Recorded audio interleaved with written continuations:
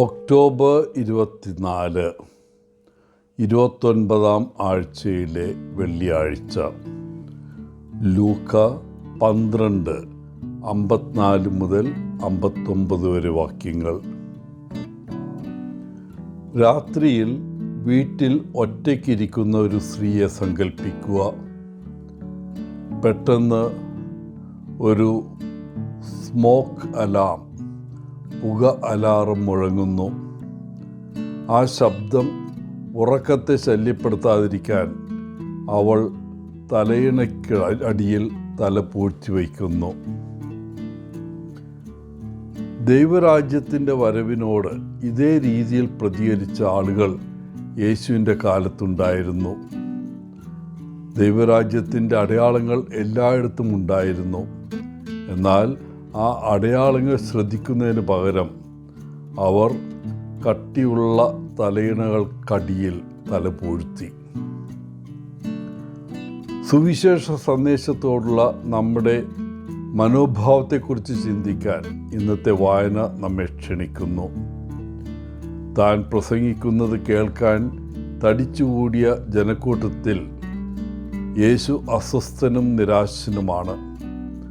വർത്തമാനകാലത്തെ എങ്ങനെ വ്യാഖ്യാനിക്കണമെന്ന് അവർക്ക് അറിയാത്തതിൽ അവൻ കോപിക്കുന്നു. അവർ അന്ധരോ ബധിരരോ മൂകരോ ആണോ? എന്തുകൊണ്ടാണ് നിങ്ങൾ ശരിയെന്നത് സ്വയം വിധിക്കാത്തത് എന്ന് അവരോട് ചോദിക്കുമ്പോൾ യേശു തൻ്റെ കോപവും നിരാശയും പ്രകടിപ്പിക്കുന്നു. നീതിപൂർവകമായ വിധിന്യായത്തിനായി നിങ്ങളുടെ എതിരാളിയെ ഒരു മജിസ്ട്രേറ്റിൻ്റെ അടുക്കൽ കൊണ്ടുപോകുന്ന ഉദാഹരണം യേശു ഉപയോഗിക്കുന്നു. ന്യായാധിപൻ്റെ അടുക്കൽ പോകുന്നതിന് മുമ്പ് കാര്യം പരിഹരിക്കാൻ ശ്രമിക്കുന്നത് ബുദ്ധിപരമായിരിക്കും. നിങ്ങൾ ജഡ്ജിയുടെ മുമ്പാകെ എത്തിയാൽ നിങ്ങളുടെ കുറ്റാരോപിതൻ നിങ്ങളെ ജഡ്ജിയുടെ അടുത്ത് ഏൽപ്പിക്കാൻ സാധ്യതയുണ്ട്. അപ്പോൾ ജഡ്ജി നിങ്ങളെ ഒരുപക്ഷെ ജയിലിലേക്ക് അയച്ചേക്കാം. നിങ്ങളുടെ കുറ്റാരോപിതന് നിങ്ങൾ നൽകാനുള്ള മുഴുവൻ പണവും നൽകാൻ കഴിയുന്നതുവരെ നിങ്ങളെ ജയിലിലടയ്ക്കാനും സാധ്യതയുണ്ട്.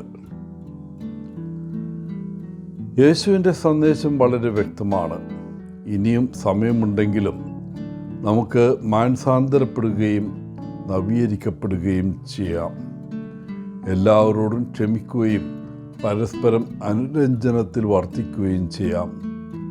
അന്തിമ ന്യായാധിപൻ നമ്മെ ജയിലിലേക്ക് എറിയാൻ അധികാരികൾക്ക് ഏൽപ്പിച്ചു കൊടുക്കാതിരിക്കട്ടെ.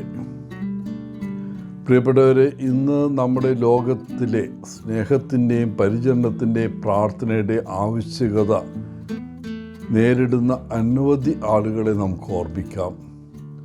നാം അവരെ ശ്രദ്ധിക്കുകയും പരിപാലിക്കുകയും ചെയ്യുന്നില്ലെങ്കിൽ ശരിയായതും സ്നേഹപൂർണമായ രീതിയിൽ പ്രവർത്തിക്കാത്തതിന് നാം വിധിക്കപ്പെടാം.